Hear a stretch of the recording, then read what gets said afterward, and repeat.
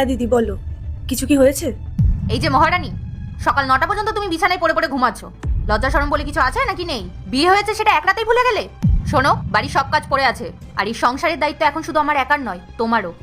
দিদি এই কটা দিন খুব খাটাখাটনি গেছে তো, তাই শরীরটাও ভালো লাগছিল না, আর খুব টায়ার্ডও লাগছিল, ওই জন্য ঘুমটা ভাঙেনি। ঘুম ভাঙেনি বললেই হয়ে গেল? মানে তুমি কি চাও, তুমি পড়ে পড়ে ঘুমাবে আর আমি তোমার সেবা যত্ন করবো? না না দিদি, এমনটা না, আমি তো এমন বলিনি। আবার মুখে মুখে তর্ক করছো? তোমার কোনো লজ্জা শরম নেই? তুমি পড়ে পড়ে ঘুমাচ্ছ আর আমি খেটে খেটে মরছি। যাও গিয়ে ঘরগুলো মোছো, আর বাসন রয়েছে সেগুলো গিয়ে মাজো। উঠছি দিদি। উঠছি না, এখনই উঠে যাও।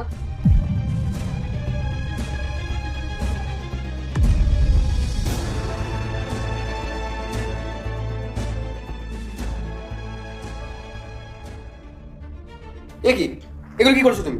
তুমি এভাবে এখানে গরম হচ্ছ কেন? বাড়ির কাজ তো বাড়ির বউদেরকেই করতে হয়, তাই না বলো?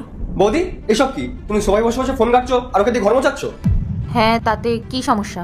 বৌদি, সবাই আমাদের কালকে রিসেপশন গেছে আর তুমি ওকে দিয়ে কাজ করাচ্ছ, তোমার লজ্জা করছে না? কেন লজ্জা করবে? আর ও তো বাড়ির বউ। বাড়ির বউ বাড়ির কাজ করবে না তো কে করবে? আর শোনো, এতদিন কিন্তু আমি একাই এই বাড়ি কাজ করতাম। কি হয়েছে? বাড়িতে তো চিৎকার চেঁচামেচি হচ্ছে কেন? আরে দেখ না দাদা, কালকে সবাই আমাদের রিসেপশন গেছে আর বৌদি ওকে দিয়ে সব কাজ করাচ্ছে। আরে এতে প্রবলেমের কি আছে আমি তো এটাই বুঝতে পারছি না। এতদিন তো বাড়ির কাজ আমি একাই করতাম, কই তখন তো তোমরা আমাকে কেউ এইভাবে বলোনি। পূজা, ভাই তো ঠিকই বলেছে, তুমি ছোট বৌমাকে দিয়ে এখন এই সমস্ত কাজকর্মগুলো করাচ্ছ। ক্ষমা চাও ওর কাছ থেকে।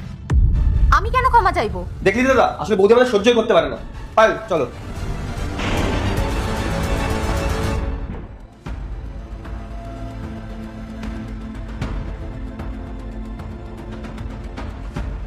পূজা, তুমি রিসেপশনের পরের দিন ছোট বৌমাকে দিয়ে এই সমস্ত কাজকর্ম করাচ্ছ? রাহুল, এতে কিসের সমস্যা হচ্ছে আমি তো এটাই বুঝতে পারছি না। পূজা কালকেই পায়েলদের রিসেপশন গেছে আর তুমি আজকে ওকে দিয়ে এই সমস্ত কাজকর্ম করাচ্ছ? তাহলে তো মনে হচ্ছে রেগে যাওয়াটা স্বাভাবিক ব্যাপার। তুমি যাও, গিয়ে ওর কাছ থেকে ক্ষমা চাও। রাহুল, আমি কোনো ক্ষমা টমা চাইতে পারবো না। তুমি কি ভুলে গেছো বিয়ের পর কিন্তু সেম জিনিসটা আমার সাথেও হয়েছিল? কই তখন তো তোমরা এরকম কেউ আমাকে বলোনি। তাহলে তুমি কি চাও, তোমার সাথে যে অন্যায়টা হয়েছে সেই সেম জিনিসটা ছোট বৌমার সাথেও হোক? আমি কিন্তু একবারও সেই কথাটা বলিনি, কিন্তু তুমি তো দেখলে রাহুল, এই সামান্য একটা জিনিস নিয়ে মনোজ আমার সাথে কিরকম ব্যবহার করলো। এখন তুমি বলছো আমি ওদের কাছে গিয়ে ক্ষমা চাইবো? আরে আমি যদি এখন ওদের কাছে ক্ষমা চাইতে যাই, তাহলে ওদের চোখে আমাকে নিয়ে কি সম্মান থাকবে? প্লিজ পূজা, ছোট বৌমা সবে বিয়ে করে আমাদের বাড়িতে এসেছে, ওর পছন্দ অপছন্দের খেয়াল রাখাটা, ওর খুশির খেয়াল রাখাটা আমাদের কর্তব্য। আর আমি চাই না যে আমাদের পরিবারে কোনো রকমের কোনো